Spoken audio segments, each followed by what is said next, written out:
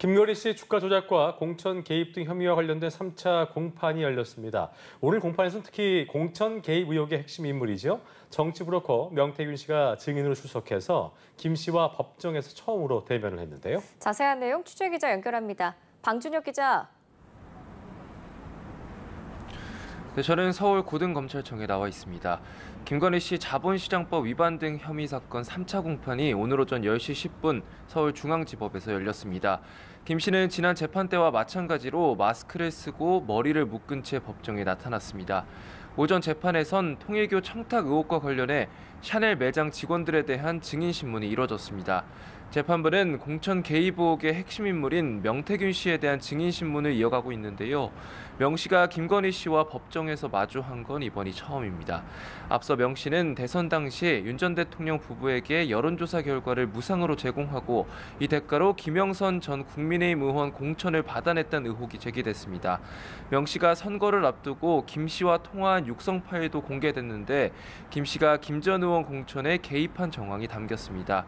명 씨는 증인신문에서 윤 전 대통령 부부에게 실제 전달된 여론조사는 4건에 불과하고 자신은 여론조사 조작을 지시하거나 관여한 적 없다면서 관련 의혹을 부인했습니다.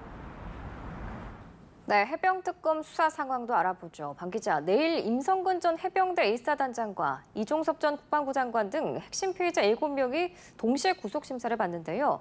특검팀이 영장심사 준비에 총력을 다하고 있다고요? 네, 그렇습니다. 내일 서울중앙지법에선 이종섭 전 국방부 장관을 시작으로 박진희 전 국방부 군사보좌관, 임성근 전 해병대 사단장 등 핵심 피의자 7명의 영장심사가 연달아 진행됩니다. 특검은 법원에 제출한 의견서에서 피의자들이 서로 입을 맞추는 등 증거인멸 우려가 크다는 점을 강조했다고 설명했습니다. 특검 수사기한을 한 달 남기고 이뤄지는 이번 영장심사는 향후 수사 성패를 좌우할 중대한 분수령이 될 것으로 보입니다.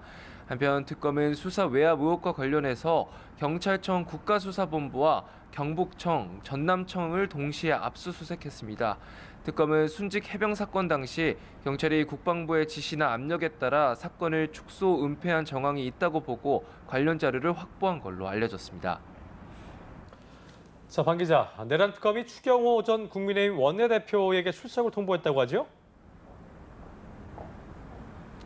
네, 국회 계엄 해제 의결 방해 의혹을 수사하고 있는 내란 특검팀이 추경호 전 국민의힘 원내대표에게 피의자 신분으로 출석하라고 통보했습니다. 추 의원 측이 국회 국정감사 일정이 끝난 뒤 조사를 받겠다고 하면서 양측이 일정을 조율하고 있는 걸로 파악됐습니다. 앞서 특검은 추 전 원내대표 사무실과 국회 본청에 있는 국민의힘 원내대표실 등을 압수수색하고 여야 의원들을 상대로 참고인 조사를 벌여왔는데요. 특검 측은 주요 사실관계에 대해 충분한 조사가 이뤄졌다고 설명했습니다. 추 전 원내대표 조사가 진행되고 나면 관련 수사도 급물살을 탈 걸로 보이는데요. 특검은 공범 가능성을 배제하고 있지는 않다면서 다른 국민의힘 의원들을 상대로 한 수사 확대 가능성도 열어놨습니다. 지금까지 서울고등검찰청에서 연합뉴스TV 방준혁입니다.